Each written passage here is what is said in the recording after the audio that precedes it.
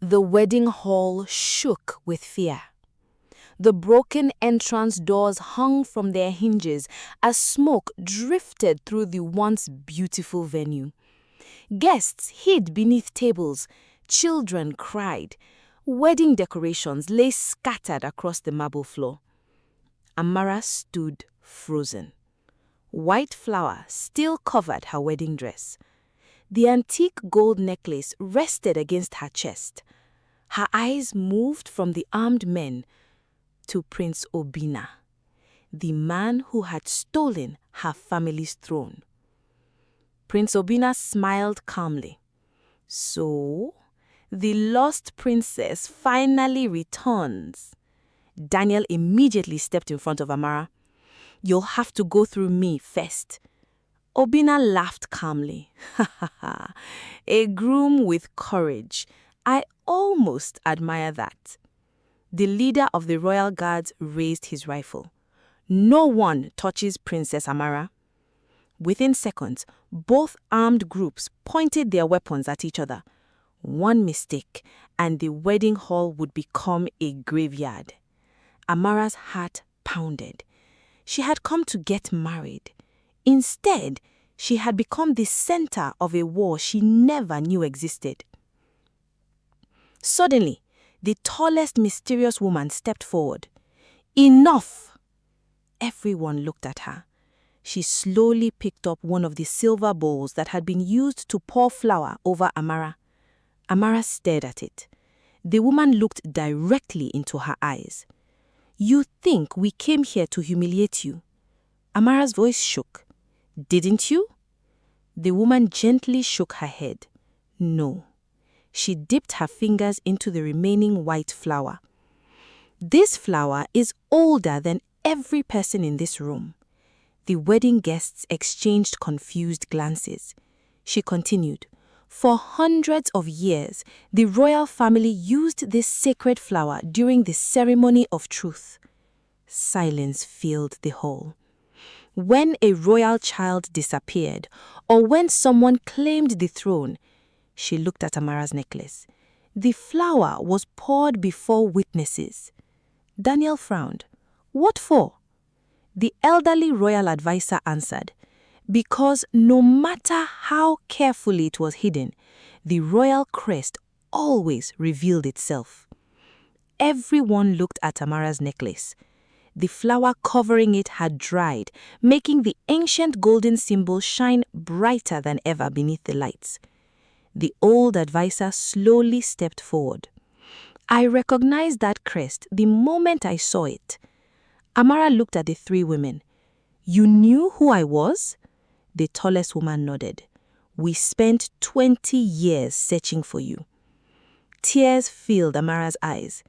And this was the only way? She lowered her head.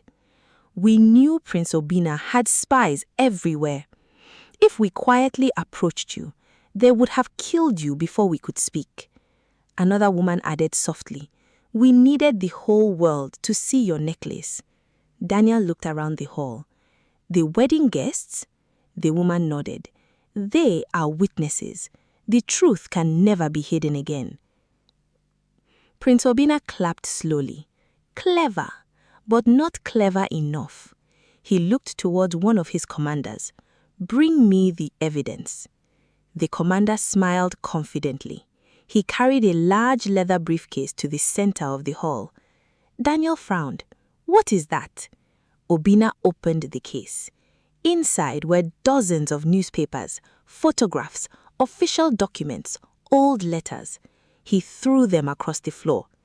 They've been searching for the princess for years. He looked at Amara. Do you know why they never found you? Amara remained silent. Because I allowed them to search. The royal guard leader frowned. You are lying. Obina smiled. I knew the princess would eventually reveal herself. He looked at Amara's necklace. And today, she finally did. The old advisor laughed slowly. No, you've already lost. Obina's smile faded. What do you mean? The old man reached inside his coat. Several soldiers immediately aimed their weapons. Instead of pulling out a gun, he removed a small mobile phone. Daniel recognized it. The old advisor pressed one button. A message appeared on the screen. Upload complete. Obina's expression changed. What did you do? The old advisor smiled. Before I entered this wedding hall, I sent copies of King Chukwudi's journal to every trusted journalist in the kingdom. The room became silent. I also sent it to judges, government investigators, human rights organizations, and every major television station. Obina's face turned pale. You fool! I've been waiting 20 years. The old man looked him straight in the eyes. I wasn't protecting a book. I was protecting the truth. One of Obina's soldiers suddenly rushed into the hall. Your Highness! Obina turned. What? The television stations have started broadcasting the journal. What? The newspapers are publishing emergency editions. The story is spreading across social media. Several guests quickly picked up their phones. One woman gasped, It's everywhere. Another guest whispered, My family is watching this live. Daniel looked at Amara. The whole country knows. Amara couldn't believe it. Only an hour ago, she had been an ordinary bride. Now, millions of people knew her name. Prince Obina clenched his fists. No, this was never supposed to happen. Just then, the elderly royal advisor slowly looked towards the broken entrance.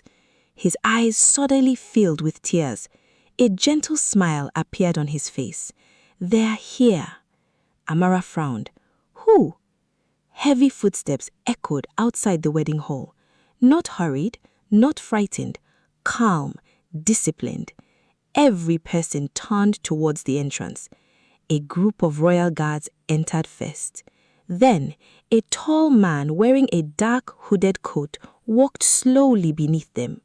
His face was hidden. The guards respectfully lowered their heads as he passed. Even the old advisor dropped to one knee. My king! Amara stopped breathing.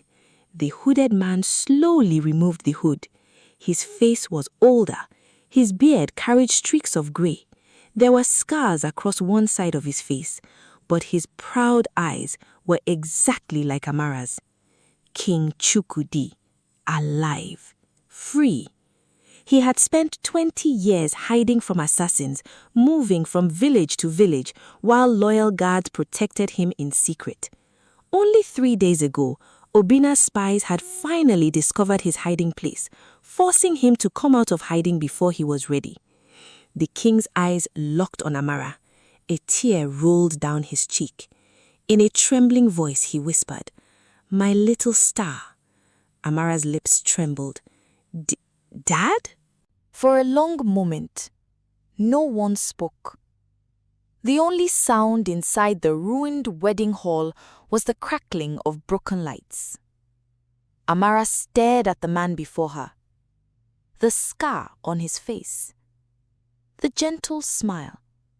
The familiar eyes. Something inside her heart whispered the truth before her mind could accept it. King Chukwudi slowly walked towards her. Every step carried 20 years of pain, 20 years of waiting, 20 years of hoping. He stopped just a few feet away. I wanted to meet you on your wedding day. His voice trembled. But not like this. Amara's eyes filled with tears. Are you really my father? The king slowly removed the gold ring from his finger. It carried the same royal crest as Amara's necklace. He placed it beside her necklace. The symbols matched perfectly. The old royal advisor smiled. The royal necklace and the king's ring were forged together over 300 years ago. They cannot be copied. They belong only to the royal bloodline. Amara covered her mouth. Her knees became weak. Daniel caught her before she fell. King Chukwudi looked at Daniel with grateful eyes. Thank you. for standing beside my daughter. Daniel bowed respectfully. I promised to protect her. I'll keep that promise for the rest of my life. The king smiled warmly. Then today, I gained not only my daughter, but also a son. Daniel's eyes became wet.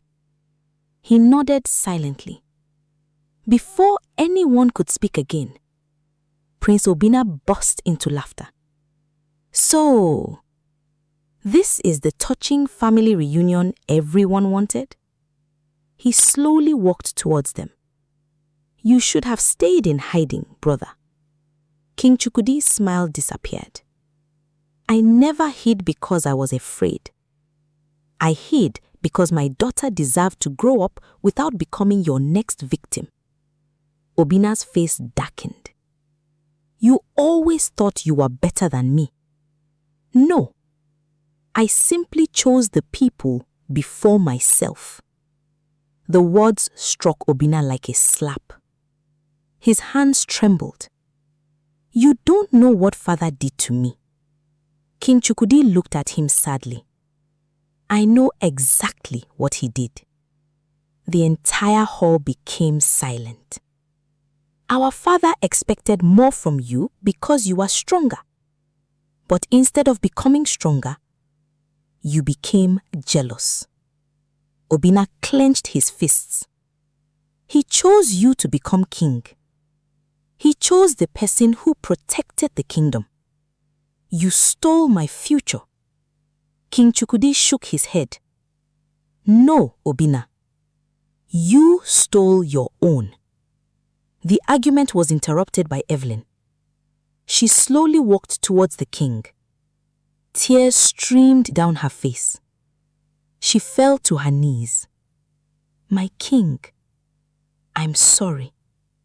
King Chukwudi gently helped her to her feet. You have nothing to apologize for. I failed to bring your daughter back.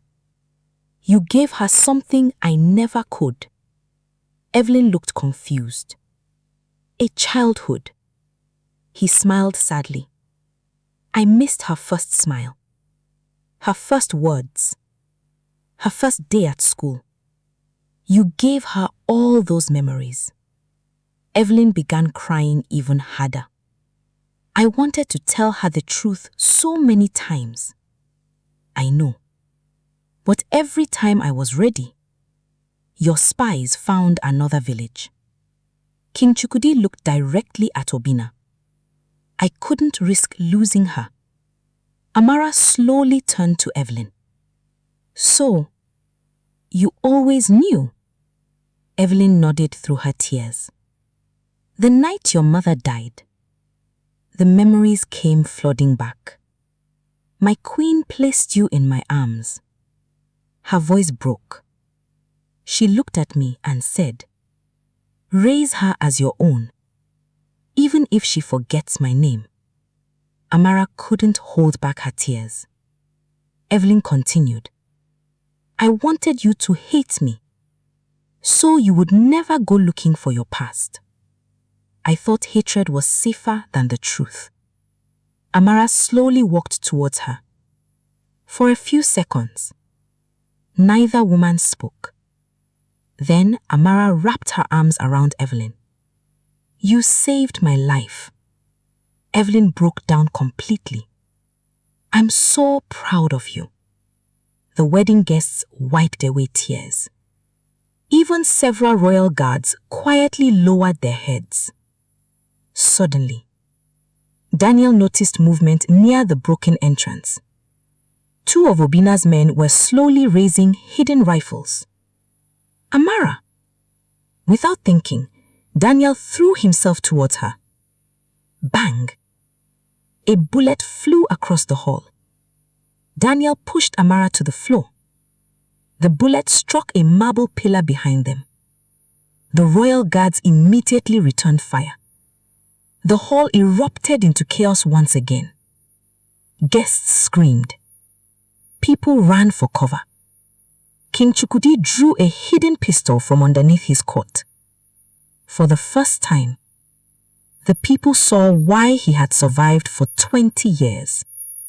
He moved with calm precision. He fired only to disarm, shooting weapons from attackers' hands instead of aiming at their bodies. One by one, Obina's soldiers dropped their rifles. The royal guards quickly restrained them. Daniel looked at Amara. "Are you hurt?" She shook her head. "No." Then she saw blood on Daniel's sleeve. Her heart stopped. "Daniel." His smile was weak. "It's only a scratch." But the sleeve of his wedding suit was soaked with blood. Amara tore part of her ruined wedding dress and wrapped it tightly around his arm. "You idiot!" Daniel laughed softly. "I've been called worse." She looked into his eyes. "You could have died." "I'd do it again." King Chukwudi watched them quietly. A proud smile appeared on his face. "My daughter chose well." Before anyone could breathe a sigh of relief, a loud explosion echoed outside the hall. Boom! The ground shook violently. Smoke poured through the shattered entrance. One of the royal guards rushed inside. "Your Majesty!" King Chukwudi turned immediately. "What happened?" The guards saluted. "Thousands of citizens have surrounded the palace. They are demanding justice, and they are marching here." Prince Obina looked towards the entrance. For the first time in 20 years, fear appeared in his eyes. The wedding hall trembled. Outside, thousands of voices echoed through the streets. "Justice! Long live the king! Long live Princess Amara!" Prince Obina slowly stepped backwards. His confident smile was gone. "This isn't possible."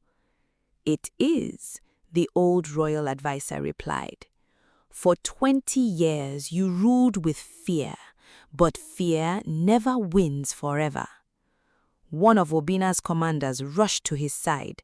"Your Highness, the police have surrounded the building." "And the army?" "They've refused your orders." Obina stared at him. "What did you say?" "They've sworn loyalty to King Chukwudi." The commander's hands shook. "They won't fight against the rightful king." Several of Obina's remaining soldiers quietly lowered their weapons, one after another. Their rifles hit the marble floor. Clang, clang, clang. Obina looked around in disbelief. "You've all betrayed me." One elderly soldier stepped forward. "No, Your Highness, we're choosing the kingdom." The hall fell silent. King Chukwudi slowly walked towards his younger brother. "There is still a chance to end this peacefully."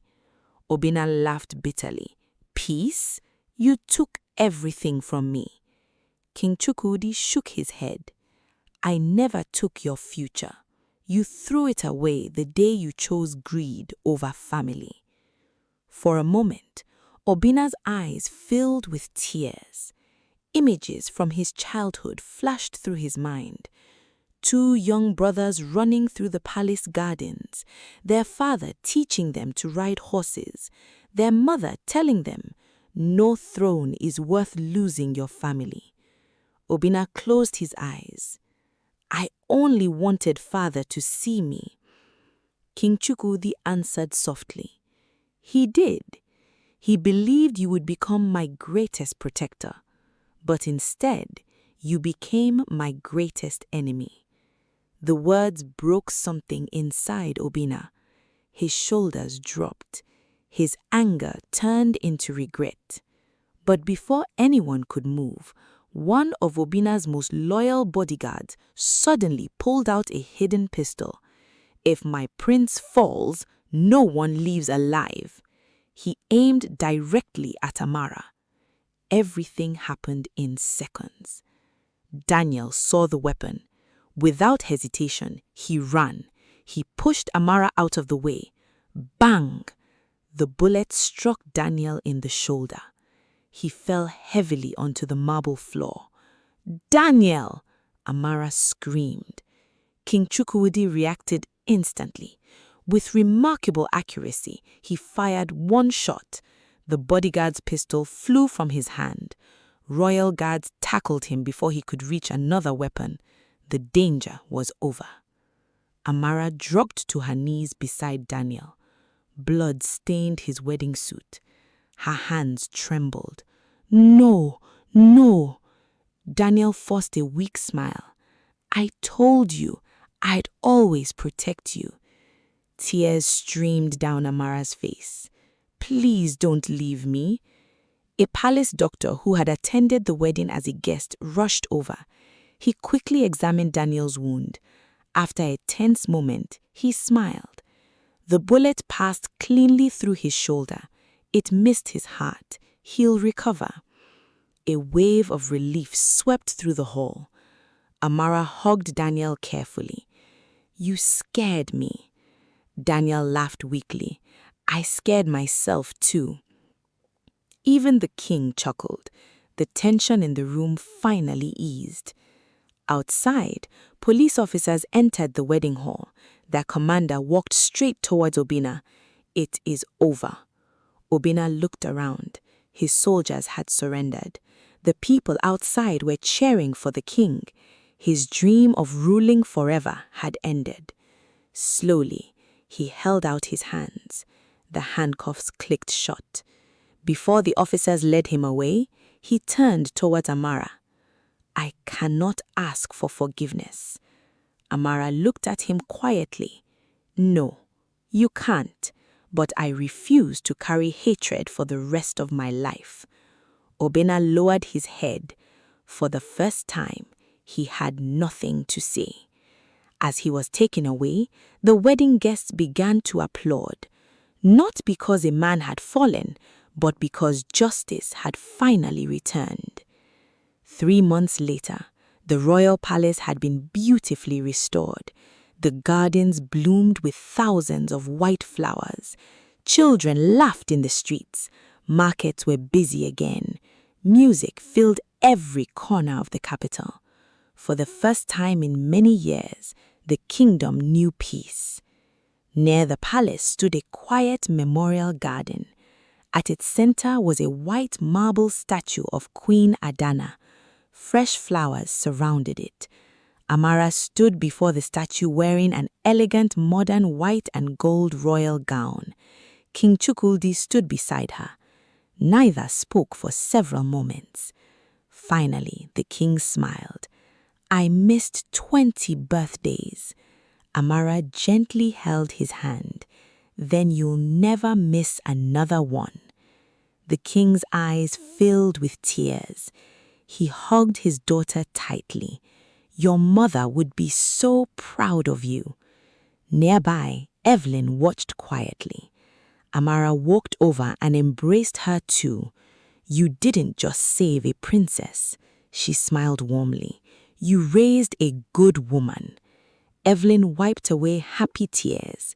"That means more to me than anything." Daniel, now fully recovered, walked towards them wearing a handsome black modern suit. He grinned. "I hope no one plans to throw flour today." Everyone burst into laughter. Even the king laughed. "I've officially banned sacred flour from weddings." The crowd laughed even harder. A few moments later, the wedding ceremony began once again. The same pastor smiled warmly. "Daniel, do you take Amara to be your lawfully wedded wife?" Daniel looked into Amara's eyes. "With all my heart, I do." The pastor smiled. "Princess Amara, do you take Daniel to be your lawfully wedded husband?" Amara squeezed Daniel's hand. "Yesterday, today, and for the rest of my life, I do." The guests erupted in applause. The pastor smiled broadly. "You may kiss your bride." Daniel gently kissed Amara. This time, there were no lies, no gunfire, no fear, only hope. As white doves flew into the bright blue sky, church bells rang across the city. The people cheered. The king looked towards the heavens and whispered, "We kept our promise, Adana." Amara touched the royal necklace around her neck. Then she looked at Daniel, at her father, at Evelyn, and smiled. She had almost lost everything. Instead, she found the truth. She found her family. She found her future. And she learned that while lies may survive for years, the truth always finds its way into the light. The end. Moral of the story: power gained through greed can never last. True royalty is measured not by a crown, but by love, sacrifice, integrity, and the courage to protect others. The truth may be delayed, but it cannot remain hidden forever. If you enjoyed this story, don't forget to like, comment, and subscribe to Hidden Light for more emotional, suspenseful African animated stories.